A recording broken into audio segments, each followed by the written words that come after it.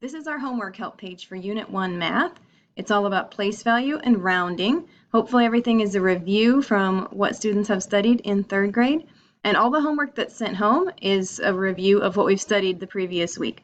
So hopefully none of this is brand new to your students, but if they need a refresher or you need a refresher because it's been a little while since you did 4th grade math, we've got a lot of content on this page that can help you catch up with what we're working on. So check out the links. There's videos that explain what do we mean by place value, what kind of rounding are we working on, as well as games you can play with your student, or your student can play online, and worksheets if you want your student to have some extra practice beyond the homework that's assigned in class.